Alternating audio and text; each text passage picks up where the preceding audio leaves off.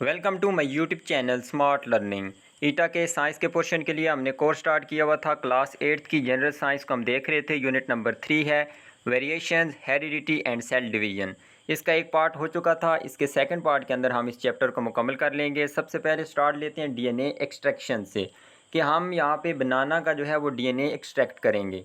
तो कैसे करेंगे? इसका जूस बना के पानी के अंदर जो है हम इसको मैश करेंगे, मुख्तलिफ स्टेप से गुजरेंगे। फिर उसके अंदर एक केमिकल डालेंगे, आइसोप्रोपाइल अल्कोहल। तो ये आपने केमिकल का नेम याद रखना है। चिल्ड जो है उसको ठंडा किया होगा हमने। आइसोप्रोपाइल अल्कोहल 30 ml डालेंगे। तो फिर क्या होगा, लास्ट के अंदर जो एक वाइट फ्लफ़ी स्ट्रैंड बन जाएगा, ठीक है, सफ़ेद कलर की एक लड़ी सी बन जाएगी, नरम सी, जैसे यहाँ पे आपको नज़र आ रही है। ये कहाँ पे नज़र आएगी? फ्रूट सोल्यूशन जो होगा और अल्कोहल होगा उसकी बाउंड्री पे हमें नज़र आएगी, जो कि उस बनाना का डीएनए होगा। तो इस तरीके से हमने उसका डीएनए एक्सट्रैक्ट कर लिया है। कौन सा केमिकल इस्तेमाल किया? Isopropyl alcohol. और किसका निकाला है? बनाना का। कैसा जो है डीएनए आया? वाइट फ्लफ़ी सफ़ेद कलर का, नरम सा। कहाँ पे आया है? बाउंड्री पे, फ्रूट सोल्यूशन और अल्कोहल की। तो ये इसमें आपने पॉइंट्स याद रखने हैं। फिर आ जाते हैं जी सेल डिवीज़न। सेल की तकसीम कैसी होती है? 1 से 2, फिर 2 से 4, आगे मज़ीद बढ़ते जाते हैं। The life of each sexually produced organism starts from single cell called zygote. जो भी सेक्स सेल से कोई भी ऑर्गेनिज्म बनती है, मेल और फीमेल के कम्बिनेशन से, उनके सेल से, ठीक है, तो उसको हम कहते हैं सेक्शुअली प्रोड्यूस्ड ऑर्गेनिज्म। वो एक ज़ाइगोट से बनती है। एक सिंगल सेल होता है ज़ाइगोट, जो कि मेल और फीमेल सेल से मिलके बनता है। The continuous process of cell division produces huge number of cells which change into different types to form tissues and organs of the organism। तो क्या होता है कि एक सेल होता है ज़ाइगोट, फिर वो सेल डिवीजन होते होते होते फिर वो 2 होते हैं, 2 से 4, 4 से 8, फिर उससे टिश्यूज़ बनते हैं। सेल मिल के टिश्यूज़ बनाते हैं, ठीक है। टिश्यूज़ मिल के आर्गन बनाते हैं और आर्गन मिल के एक ऑर्गेनिज़म, जो कि एक लड़का या लड़की, इंसान की बात में अगर करूँ तो, बन जाती हैं। क्योंकि इंसान जो है वो बच्चा किस तरह पैदा होता है? फीमेल और मेल के सेक्स सेल से। An adult human body has trillion of cells. एक नौजवान अगर इंसान का जिस्म देखें तो उसके अंदर ट्रिलियन ऑफ सेल्स होते हैं। हज़ारों अरब जो है उसके अंदर सेल्स होती हैं, मतलब कि 100 बिलियन से अबव। तो एक सेल से ये सारे सेल बनते हैं। Which are all produce from zygote by the process of cell division. एक सेल होता है ज़ाइगोट, जो मेल और फीमेल की कम्बिनेशन से बनता है। उससे आगे ये ट्रिलियन ऑफ सेल्स बनती हैं। किस प्रोसेस से बनती हैं? सेल डिवीजन से। सेल डिवीजन दो तरह की होती है, माइटोसिस एंड मियोसिस। तो दोनों का हम पढ़ेंगे। 10th क्लास के अंदर बायोटेक्नोलॉजी का चैप्टर था, वहाँ हम बड़ी डिटेल से इनको पढ़ के आ चुके हैं, लेकिन यहाँ कुछ बेसिक चीज़ें दी जाएंगी, इनको भी देख लेते हैं। In mitosis a parent cell divides to produce 2 identical daughter cells. Mitosis के अंदर एक पेरेंट सेल डिवाइड होता है 2 डॉटर सेल के अंदर, और वो दोनों आइडेंटिकल होते हैं, सेम होते हैं। Both daughter cells have the same number of chromosomes as in the parent cell. तो एक सेल से जो 2 सेल बनेंगे उनके अंदर सेम किस्म के क्रोमोसोम्स होंगे, तादाद भी उनकी सेम होगी।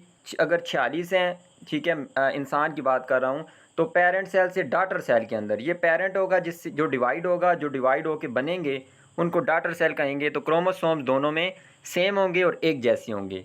अच्छा, इनका ये काम क्या करते हैं? Growth, development, healing of wounds, ज़ख्मों की भराई जो होती है, regeneration and asexual reproduction takes place through mitosis. Mitosis के ज़रिए ये मुख्तलिफ फंक्शंस होती हैं। ग्रोथ होती है सेल्स की, डेवलपमेंट होती है, वुंड्स की भरपाई होती है, ज़ख्म जो होती हैं वो ठीक होती हैं, रीजनरेशन होती है, दोबारा से पैदा होते हैं सेल्स, और एसेक्सुअल रिप्रोडक्शन माइटोसिस के ज़रिए ही होती है। ये 5 फंक्शन आपने याद रखने। आगे एक MCQs भी इनसे बना हुआ होगा एक्सरसाइज के अंदर। Before the start of mitosis cell replicates its entire DNA. जब माइटोसिस से स्टार्ट होने लगती है, मतलब कि सेल की डिवीजन शुरू होने लगती है, तो उससे पहले सेल क्या करता है? अपने डीएनए को रेप्लिकेट कर लेता है, उसकी एक कॉपी करवा लेता है।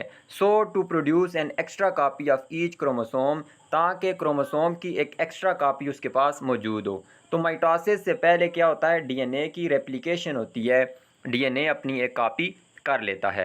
एट फर्स्ट सबसे पहले क्या होता है? Nucleus divide into 2 nuclei. Nucleus 2 nuclei के अंदर डिवाइड होता है। And then cytokinesis takes place.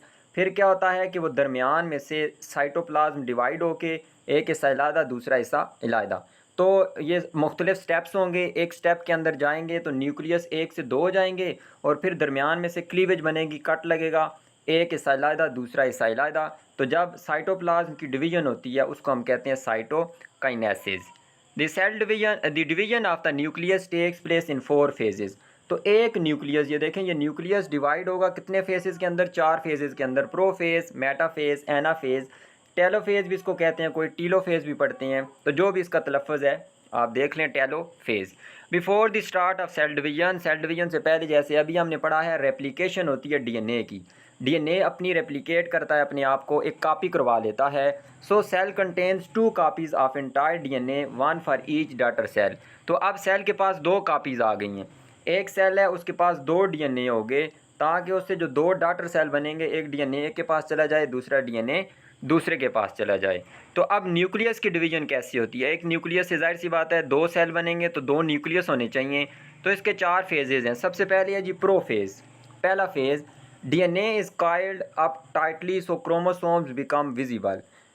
तो क्या होता है कि न्यूक्लियस के अंदर पहले क्रोमोसोम्स नहीं होते, ठीक है, जब से डिवीजन से पहले क्रोमोसोम नहीं होते, बिल्कुल इस तरह अनकॉइल्ड स्ट्रक्चर होता है, थिन स्ट्रक्चर होता है जिसको हम क्रोमाटिन कहते हैं। जब डिवीजन स्टार्ट होने लगती है तो ये कॉइल्ड हो जाता है, ठीक है, कॉइल बन जाती है, इस तरह का क्रोमोसोम्स की शेप बन जाएगी और वो थिक हो जाएगा, तो जिससे हमें क्रोमोसोम्स विजिबल होंगे। डीएनए डिवीजन से पहले क्रोमोसोम्स नहीं होते, क्रोमाटिन्स होते हैं, वो कॉइल होते हैं, थिक होते हैं और क्रोमोसोम्स बन जाते हैं। ये कब होता है, जब डिवीजन होने लगती है। As DNA is already replicated, जैसे कि हमने पढ़ा डीएनए पहले ही कॉपी हो चुका है। Each chromosome has 2 chromatids attached eight centromere. Her chromosomes के 2 क्रोमाटिड्स होते हैं जो कि कहाँ पे अटैच होते हैं, सेंट्रोमियर पे। आपको यहाँ पे पिक्चर में दिखा दूँ, ये देखें, यहाँ पे ये दरमियान में सेंट्रोमियर होगा और ये क्या होंगे, क्रोमाटिड्स होंगे। हर क्रोमोसोम्स के कितने क्रोमाटिड्स होंगे, 2 क्रोमाटिड्स होंगे जो कि सेंटर पे क्या होंगे, अटैच्ड होंगे। Nuclear membrane disappears and spindle fibres begin to form. तो यहाँ पे ज़्यादा डिटेल तो नहीं है, लेकिन क्या लिखा हुआ है कि जो न्यूक्लियस की मेम्ब्रेन होगी, ये सब्ज़ कलर वाली, ये यहाँ से गायब हो जाएगी। पहले फेज़ के अंदर न्यूक्लियर मेम्ब्रेन गायब और स्पिंडल फाइबर अपीयर हो जाएंगे। ये स्पिंडल फाइबर हैं जो नीले रंग के आपको नज़र आ रहे हैं, मज़ीद यहाँ पे आपको दरमियान में आते हुए नज़र आएंगे। तो प्रोफेज़ के अंदर क्या होता है जी, सबसे पहले क्रोमोसोम नज़र आ जाते हैं, हमें विजिबल हो जाते हैं, डीएनए पहले से रेप्लिकेटेड है, उसके बाद यह है न्यूक्लियर मेम्ब्रेन डिसअपीयर हो जाएगी। आगे डिटेल में अगर जाएँ तो न्यूक्लियस भी होता है, जैसे कि हमने 10th में पढ़ा था, लेकिन वहाँ वो डिटेल नहीं है। न्यूक्लियर मेम्ब्रेन जो है वो, ये मेम्ब्रेन गायब हो जाएगी और स्पिंडल फाइबर पहले नहीं होते, लेकिन इस फेज़ के अंदर स्पिंडल फाइबर आना शुरू हो जाएंगे। ये क्रोमाटिड्स होते हैं, यहाँ पे मैंने पिक्चर बनाई है, और दरमियान में सेंट्रोमियर होता है जिससे ये क्रोमाटिड्स मिली होती हैं। नेक्स्ट है जी metaphase. All chromosomes are aligned in the center of the cell and are attached themselves to the spindle fiber by their centromeres।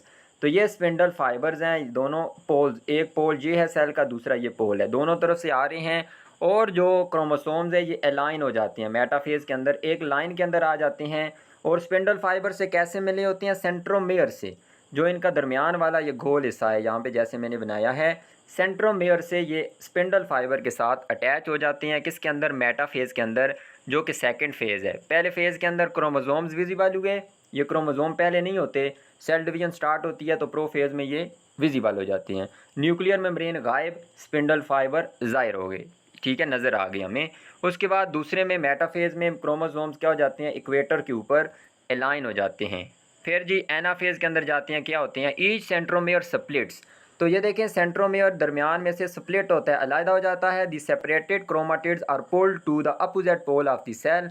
तो ये जो क्रोमाटिड्स अलहदा हुए हैं, ये वाला हिस्सा अलहदा, ये वाला हिस्सा अलहदा, तो ये अपोजिट पोल्स की तरफ, ये इधर चले जाएंगे, ये इधर चले जाएंगे, तो दोनों जो है अपने अपोजिट पोल्स की तरफ चले जाते हैं एनाफेज़ के अंदर। तीसरे फेज़ में क्या हुआ, सेंट्रोमेयर स्प्लिट हुआ, क्रोमाटिड्स एक आधे इधर चले गए, आधे इधर चले गए अपने अपोजिट पोल्स की तरफ। नेक्स्ट फेज़ है जी टेलोफेज़। यहाँ पे क्रोमोसोम्स अनकॉइल होंगे। अच्छा, ये एक तरह से रिवर्स होता है, जो प्रोफेज़ के अंदर काम होते हैं ये उनका उल्टा होता है। प्रोफेज़ में हमने पढ़ा था कि क्रोमाटिन्स क्या होते हैं, कॉइल होकर क्रोमोसोम बनाते हैं। यहाँ पे क्रोमोसोम्स अनकॉइल हो जाते हैं, जो वो लड़ियाँ इस तरह बना रही होती हैं, मोटी होती हैं, तो वो अनकॉइल होकर दोबारा इस तरह जो है ना एक थिन स्ट्रक्चर बना लेते हैं, एक धागे की तरह का स्ट्रक्चर बना लेते हैं। ये देखिए आपको नज़र आ रही होंगी दरमियान में। और क्रोमोसोम दोबारा किस में कन्वर्ट हो जाते हैं, क्रोमाटिन के अंदर, जो कि लांग होते हैं, इस तरह धागा नुमा होते हैं और बिल्कुल पतले होते हैं। ठीक है, पहले स्टेप के अंदर प्रोफेज में हमने देखा था क्रोमाटिन क्या बने, क्रोमोसोम बने। क्रोमोसोम्स थिक होते हैं और कॉइल होते हैं, जबकि इस स्टेप में क्रोमोसोम दोबारा क्रोमाटिन के अंदर कन्वर्ट होंगे, अनकॉइल होंगे, लंबे होंगे और पतले होंगे। पहले प्रोफेज में हमने देखा न्यूक्लियर मेम्ब्रेन गायब हो गई थी, यहाँ न्यूक्लियर मेम्ब्रेन दोबारा अपीयर हो गई है। अब दो न्यूक्लियस बन गए हैं, तो न्यूक्लियर मेम्ब्रेन भी कितनी बनेगी, दो। फिर जो है क्या होगा, वहाँ भी हमने देखा था कि स्पिंडल फाइबर आ गए थे, यहाँ पे स्पिंडल फाइबर गायब हो जाएंगे, यहाँ पे इसने गायब नहीं किया लेकिन यहाँ से गायब हो जाएंगे। अब कितने न्यूक्लियस बन जाएंगे टेलोफेज के अंदर, दो न्यूक्लियस बन गई। साइटोकाइनेसिस क्या होता है, जिसके अंदर साइटोप्लाज्म, ये जो आपको दरमियान में एरिया नज़र आ रहा है साइटोप्लाज्म, ये क्या होता है, डिवाइड हो जाता है to newly form daughter cells separate from each other. ज़्यादा डिटेल नहीं है, यहाँ पे क्लीवेज फरो बनता है, ये टूटता है यहाँ से ज़्यादा गहरा होके, ये हिस्सा इलादा, ये हिस्सा इलादा हो जाता है एक न्यूक्लियस में। सारी चीज़ें इसके अंदर भी मौजूद हैं, सारी चीज़ें इसके अंदर भी मौजूद हैं। सेम जो पेरेंट सेल था उससे ये दो सेम डॉटर सेल बन गए, वही न्यूक्लियस इसके अंदर। यहाँ देखें दरमियान में अनकॉइल्ड जो स्ट्रक्चर है ये क्रोमाटिन है। क्रोमोसोम्स क्या होती हैं, कॉइल्ड स्ट्रक्चर होती हैं, और क्रोमाटिन्स क्या होती हैं, अनकॉइल्ड थिन स्ट्रक्चर होते हैं। वैसे ही अगर सेल होगा तो उसके क्रोमाटिन्स होंगे, लेकिन जब सेल डिवीजन स्टार्ट होगी तो सबसे पहले ये क्रोमाटिन्स किस में कन्वर्ट होंगे, क्रोमोसोम्स के अंदर। तो ये थी सेल डिवीजन माइटोसिस की। अब देखते हैं मियोसिस की cell division. Meiosis takes place to produce reproductive cells called gametes. तो वैसे जितने भी बॉडी सेल्स हैं जिनको सोमैटिक सेल्स कहते हैं, ठीक है, सोमैटिक सोमा लफ्ज़ से निकला है, सोमा का मतलब है बॉडी। तो बॉडी सेल्स जितने भी होंगे उनके अंदर माइटोसिस होगी, लेकिन मियोसिस किसके अंदर होगी, सिर्फ रिप्रोडक्टिव सेल्स जो होंगे, सेक्स सेल जिनको हम कहते हैं, मेल का जो है वो स्पर्म होंगे और फीमेल के एग्स होंगे। तो इनकी जब क्या होती है, डिवीजन होती है, तो उसको हम कहते हैं जी मियोसिस। और इन रिप्रोडक्टिव सेल्स को, एग्स और स्पर्म सेल्स को, दोनों को कहते हैं gametes. For sexually reproducing organism zygote is formed by the fusion of sperm and egg. जो ऑर्गेनिज्म जैसे कि इंसान है जो कि सेक्स मेल और फीमेल सेल से मिल के बनते हैं, तो जब ये दोनों गट्ठे होते हैं स्पर्म और एग, तो उसकी फ्यूजन से एक सेल बनता है ज़ाइगोट। तो जैसे हम माइटोसिस के अंदर पढ़ गए हैं, एक सेल होता है ज़ाइगोट, उससे फिर ट्रिलियन ऑफ सेल्स बनते हैं। तो ये ज़ाइगोट किससे बनता है, स्पर्म सेल और एग सेल की फ्यूजन से। This means egg and sperm must have half the number of chromosomes as compare to the normal body cell. हमारे जितने भी बॉडी सेल्स हैं उनके अंदर 46 क्रोमोसोम होते हैं। तो सेक्स सेल जो होते हैं, जो मेल का सेल है स्पर्म, उसमें से 23 आएंगे, और जो एग सेल है उसमें भी 23 होंगे। तो 23 और 23 मिलके जो एक सेल बनेगा ज़ाइगोट, उसमें कितने क्रोमोसोम हो जाएंगे, 46। फिर उससे माइटोसिस होगी, हर एक में 46 जाएंगे। Meiosis is the reduction division which reduces number of chromosomes to half in gametes. तो माइटोसिस में हमने पढ़ा था क्रोमोसोम सेम रहते हैं, लेकिन मियोसिस में जो क्रोमोसोम्स होते हैं वो रिड्यूस हो जाते हैं। मियोसिस को हम रिडक्शन भी कहते हैं, आधे हो जाते हैं, ठीक है, हेप्लाइड हम इनको कहते हैं। 46 से कितने हो जाएंगे, 23, किसके अंदर, गैमीट्स के अंदर। गैमीट्स दो सेल्स हैं, स्पर्म और एग, दोनों के अंदर क्रोमोसोम्स की तादाद कितनी होगी, हाफ होगी। तो मियोसिस के अंदर क्रोमोसोम्स की रिडक्शन होती है। Moreover a process called crossing over helps to create variation in the next generation. तो पिछली वीडियो में हमने देखा था कि क्रॉसिंग ओवर होती है, और क्रॉसिंग ओवर किस में होगी, मियोसिस के अंदर होगी। आगे हम जाके देखेंगे कैसी होती है क्रॉसिंग ओवर। तो इस क्रॉसिंग ओवर की वजह से ही ऑर्गेनिज्म के अंदर वेरिएशन आती हैं एक जनरेशन से दूसरी जनरेशन में। तो क्रॉसिंग ओवर और एक और हमने पॉइंट पढ़ा था म्यूटेशन, इन दो की वजह से ऑर्गेनिज्म के अंदर वेरिएशन आती हैं, फ़र्क आता है, तो एक दूसरे से डिफरेंसेस आते हैं। It involves two consecutive divisions, meiosis 1 meiosis 2। तो मियोसिस के अंदर दो तरह की डिवीजन होगी, एक मियोसिस 1 होगी, दूसरी meiosis 2। As a result 4 daughter cells are produced. तो हमने माइटोसिस में पढ़ा था 2 डॉटर सेल बनेंगे, इसके अंदर 2 स्टेप्स होंगे, 2 स्टेप्स में कितने टोटल डॉटर सेल बनेंगे, 4 डॉटर सेल्स बनेंगे, each having half number of chromosomes as compare to parent cell. Parent cell के मुकाबले में इसके अंदर हर सेल के अंदर हाफ क्रोमोसोम्स होंगे। पेरेंट सेल में 46 होते हैं, तो जो 4 सेल्स बनेंगे उन सब में कितने कितने होंगे, 23 क्रोमोसोम्स होंगे। जबकि माइटोसिस में पेरेंट में भी 46 होते हैं और डॉटर में भी 46 होते हैं। माइटोसिस में 2 डॉटर सेल बनेंगे, मियोसिस में 2 स्टेप्स के अंदर कंप्लीट होगा और कितने सेल्स बनेंगे, 4 डॉटर सेल्स बनेंगे। इसके स्टेप ही देख लेते हैं जी। 4 इसके अंदर भी स्टेप्स होंगे। पहला है प्रोफेज़ 1, वही है जी, क्रोमोसोम्स अपीयर होती हैं। पहले क्रोमोसोम्स नहीं होते, क्रोमाटिन होती हैं। पहले भी मैं आपको समझा के आया हूँ। तो जब सेल डिवीजन स्टार्ट होती है तो क्रोमोसोम्स ज़ाहिर हो जाती हैं। वो कैसी होती हैं, थिक होती हैं, थिक थ्रेड्स होती हैं, मोटे धागे होते हैं, इस तरह बने होंगे जैसे शेप हम पहले पढ़ के आए हैं। दरमियान में सेंट्रोमेयर होगा। टू टाइट कॉइलिंग डीएनए, तो टाइट कॉइलिंग होगी, सख्त कॉइल किया होता है, एक दूसरे के ऊपर चढ़े होते हैं। As there are 2 chromosomes of each type, identical chromosomes pair with each other. 2 तरह के क्रोमोसोम्स होंगे, एक छोटे होंगे, एक बड़े होंगे। तो एक जैसे क्रोमोसोम्स को हम कहते हैं होमोलोगस क्रोमोसोम्स। तो वो एक दूसरे के साथ पेयर बना लेंगे, जोड़ा बना लेंगे। आगे मैं आपको पिक्चर से समझाता हूँ कि ये देखें, एक छोटे होंगे, एक बड़े। यहाँ पे देख लें, ये एक छोटा है, ये छोटा है, ये बड़ा है, ये बड़ा है। तो बड़े वाले आपस में पेयर बना लेंगे, छोटे वाले आपस में पेयर बना लेंगे। किसके अंदर, प्रोफेज़ 1 के अंदर। 1 इसलिए लिखा हुआ है, मियासिस के 2 स्टेप्स हैं, तो ये पहले वाले स्टेप्स को कहेंगे हम प्रोफेज़ 1। तो 2 क्रोमोसोम्स के पेयर होते हैं और जिनको होमोलोगस क्रोमोसोम्स कहते हैं। छोटे वाले आपस में, बड़े वाले आपस में मिल जाएंगे। These chromosomes exchange segments, this process is called crossing over. ये है क्रॉसिंग ओवर। जब 2 क्रोमोसोम्स आपस में पेयर बनाएंगे तो अपने कुछ सेगमेंट्स आपस में एक्सचेंज करेंगे, तबादला करेंगे, एक दूसरे को देगा, दूसरा उससे लेगा। तो इस एक्सचेंज को क्या कहते हैं, crossing over, which results in variation in offspring. बड़ा इंपॉर्टेंट पॉइंट ये हो सकता है कि ऑर्गेनिज्म के अंदर वेरिएशन 2 चीज़ों से आती है। एक म्यूटेशन, वो यहाँ पे नहीं है, डीएनए के अंदर तब्दीली। दूसरा है क्रॉसिंग ओवर। क्रॉसिंग ओवर कब होती है, जब ये क्रोमोसोम्स आपस में सेगमेंट्स एक्सचेंज करते हैं। कैसे, यहाँ पे शायद पिक्चर बनी हुई है, ये देखें। ये 2 आपस में जब क्या करेंगे, ये नीले रंग वाले क्रोमोसोम्स थे, ये रेड वाले थे। तो इन्होंने जब पेयर बनाया तो ये देखें, इसने अपना नीले रंग वाला इसको दे दिया, रेड वाली कुछ करेक्टरिस्टिक्स इसको दे दी। तो यहाँ पे क्या हुई है, क्रॉसिंग हुई है। तो ये जो क्रॉसिंग ओवर हुई है, इसकी वजह से क्रोमोसोम्स के अंदर जो ऑर्गेनिज्म है उनके अंदर क्या आती हैं, वेरिएशंस आती हैं। तो पहला प्रोफेज़ 1 हो गया जिसके अंदर क्रोमोसोम्स आए, ठीक है। क्रोमोसोम्स जो एक जैसे थे उन्होंने आपस में पेयर बनाए और फिर क्रॉसिंग ओवर भी हो गई किसके अंदर, प्रोफेज़ 1 के अंदर। मेटाफेज़ के अंदर क्या होंगे, pairs of chromosomes arrange themselves in the centre of the cell. जो माइटोसिस में था वही इसके अंदर है, सेम। जो पेयर होंगे वो अपने आप को दरमियान में स्पिंडल फाइबर के अंदर ले आएंगे, ठीक है, अपने आप को अलाइन करेंगे सेंटर के अंदर।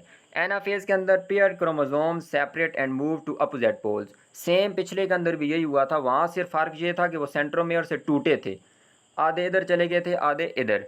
यहाँ पे टूटते तो नहीं हैं। जो पेयर्ड क्रोमोसोम्स होती हैं वो एक दूसरे से सेपरेट हो जाती हैं और अपोजिट पोल की तरफ जाती हैं। Each pole receives 1 member of all chromosomal pairs, half chromosomes compare to the parent cell. तो यहाँ पे एक एक क्रोमोसोम जाएगा, इस वजह से क्रोमोसोम्स आधे हो जाते हैं। क्या होता है, एक देख लें, ये पेयर है, एक बड़ा क्रोमोसोम इधर चला गया, एक छोटा, एक बड़ा इधर चला गया, एक छोटा। तो अब चूँकि दरमियान में से ये अलहदा होंगे तो यहाँ पे आधे क्रोमोसोम होंगे 23, इधर भी दूसरे के अंदर भी आधे हो जाएंगे 23। तो ये आखिरी में देख लें आप, एक बड़ा क्रोमोसोम आया, एक छोटा, इधर भी एक बड़ा एक छोटा। तो एनाफेज के अंदर जो है वो अलहदा हो जाते हैं। पिछले में हमने पढ़ा था वो सेंट्रोमियर से टूट जाते हैं, क्रोमाटिड्स इधर जाएंगे माइटोसिस के अंदर।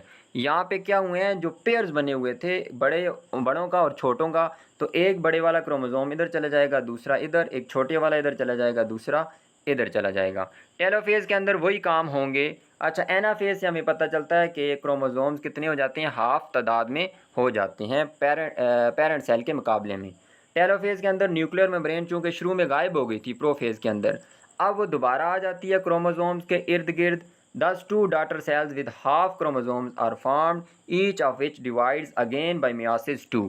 तो अब जो है 2 सेल्स बन गए हैं। पहली मियोसिस के अंदर ये देखें, न्यूक्लियर मेम्ब्रेन आई, फिर इस दरमियान में साइटोकाइनेसिस हुई, ये सेल अलहदा, ये सेल अलहदा, 2 डॉटर सेल बन गए जिनके अंदर क्रोमोसोम्स की तादाद आधी होगी। तो ये मियोसिस 1 कंप्लीट हो गया है। अब नेक्स्ट के अंदर हम जाएंगे, मियोसिस 2 को पढ़ेंगे। याद रखना है कि मियोसिस 2 जो है वो माइटोसिस की तरह ही होता है। अब दोनों सेल्स बारी बारी टूटेंगे, सेम फंक्शन होगा, ये वाला भी 2 में डिवाइड होगा, ये वाला भी 2 में डिवाइड होगा। तो 2 से कितने बन जाएंगे, 4। तो ये पूरा स्टेप जो मियासिस का है, डिवीजन का, ये 2 स्टेप्स के अंदर मुकम्मल होगा, जिसमें एक सेल से कितने सेल बनेंगे, 4 सेल बनेंगे। 2 daughter cells form after myiasis 1 divide again. दो सेल्स जो बनी हैं डॉटर सेल्स मियासिस 1 के बाद वो दोबारा डिवाइड होते हैं। This process of myiasis 2 is just like mitosis.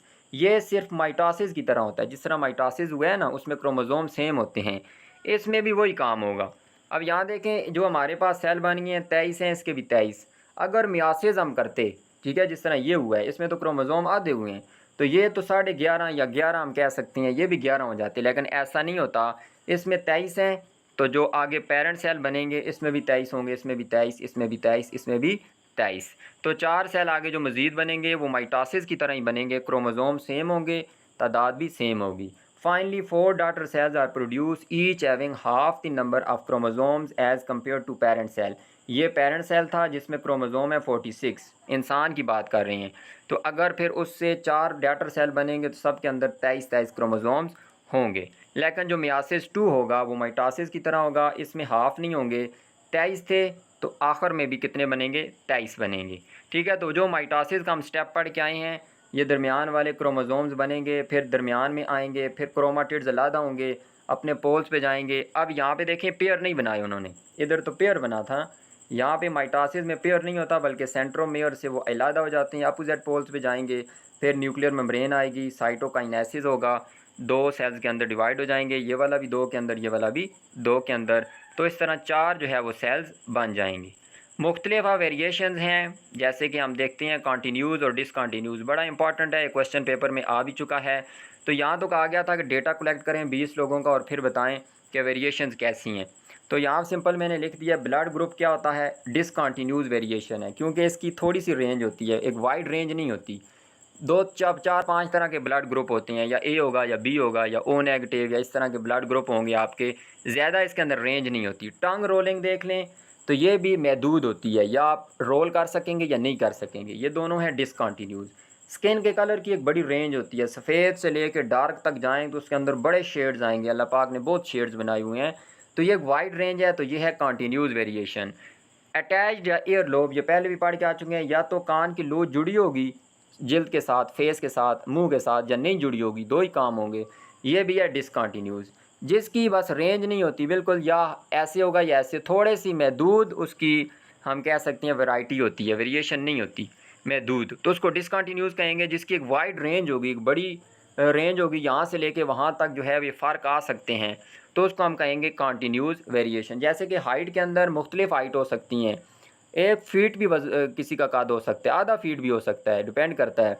तो बढ़ते बढ़ते कहीं 11 12 13 जितना फीट बढ़ाते जाएं, हो सकता है, हम उसका नहीं कह सकते कि बस जी 8 फीट ही होगा या 7 फीट, हम ऐसा तो नहीं कह सकते यस बंदे का 7 फीट कद होगा या 7.5 होगा या 8 होगा, बस इससे आगे ना जा सकता है ना पीछे जा सकता है, ऐसा बिल्कुल भी नहीं होता। तो ऐसी वेरिएशन जिसकी बड़ी रेंज हो उसको कंटिन्यूस वेरिएशन। हेयर कलर भी 3-4 तरह का ही होता है, काला, सफ़ेद या ब्राउन, इस तरह के होंगे, तो ये भी है डिसकंटिन्यूस।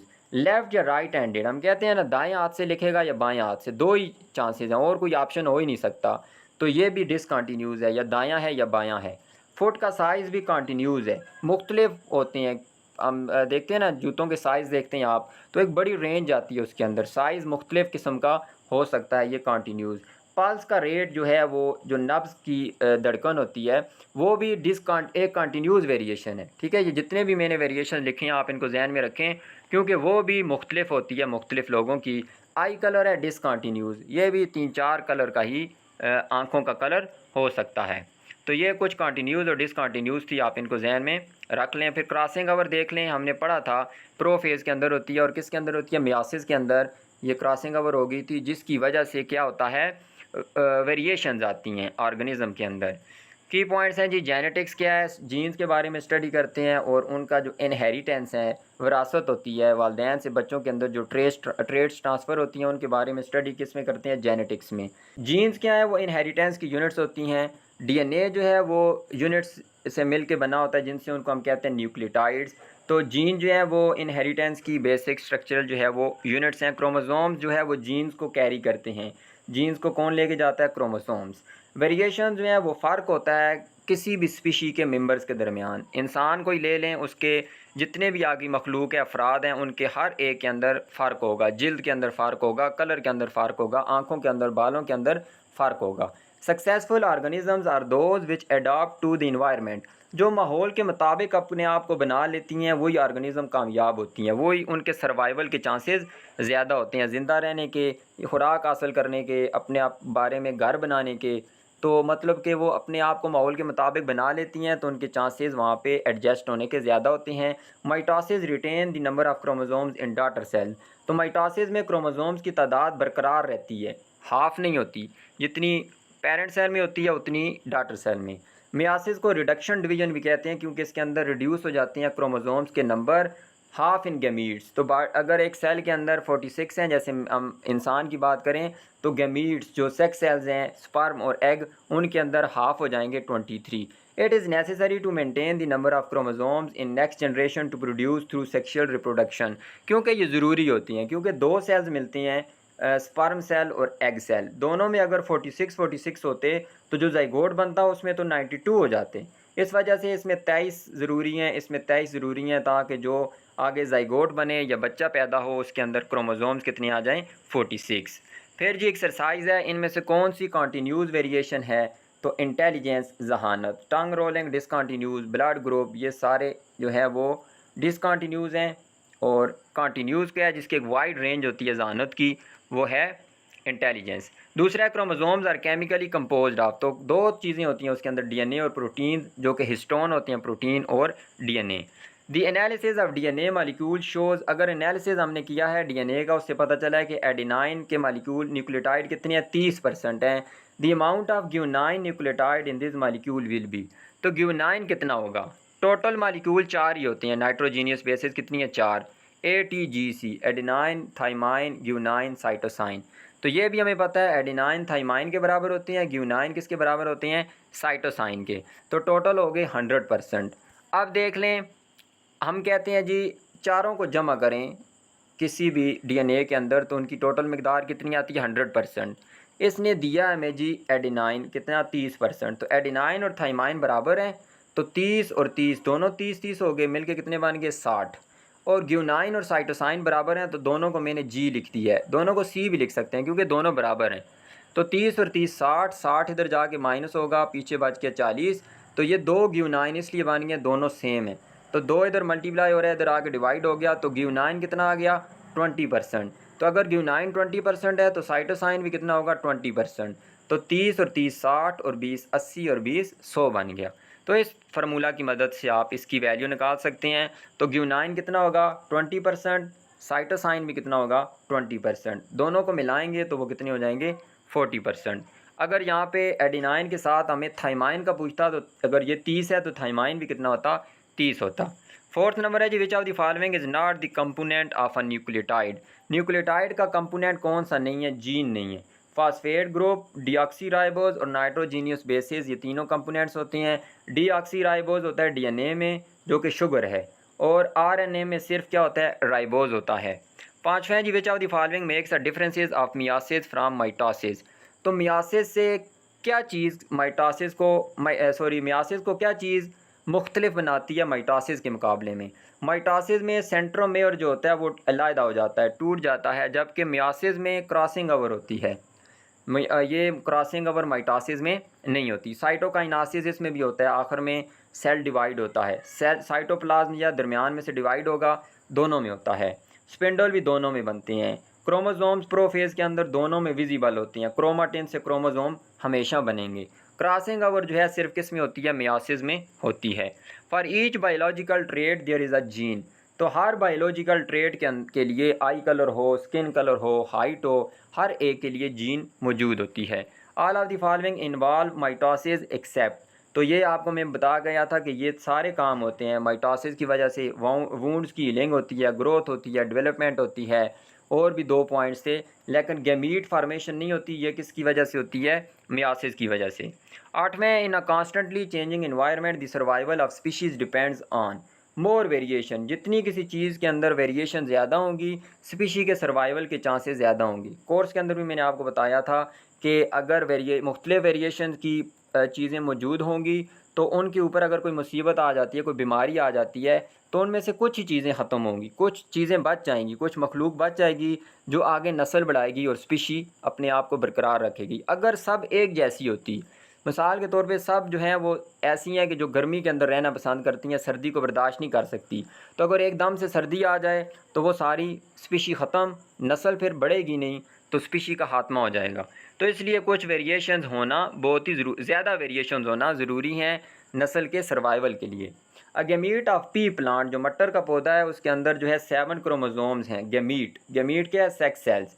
तो गैमीट अगर 7 हैं तो जब जाहिर सी बात है दोनों आपस में मिलेंगे, एडल्ट पौधा बनेगा जिसको डिप्लॉयड ऑर्गेनिज्म कहेंगे, तो उसमें उसके डबल हो जाएंगे 14। जैसे हमने पढ़ा था मेल के सेक्स सेल के अंदर 23, फीमेल के अंदर 23, तो जो एडल्ट आदमी बनेगा उसके सेल्स के अंदर कितने होंगे? 46।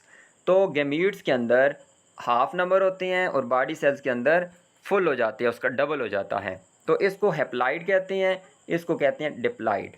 तो 14 हो जाएंगे मटर के अंदर। ये आपने पॉइंट याद रखना है। ये भी पूछा जा सकता है मटर के अंदर कितने क्रोमोसोम्स होते हैं?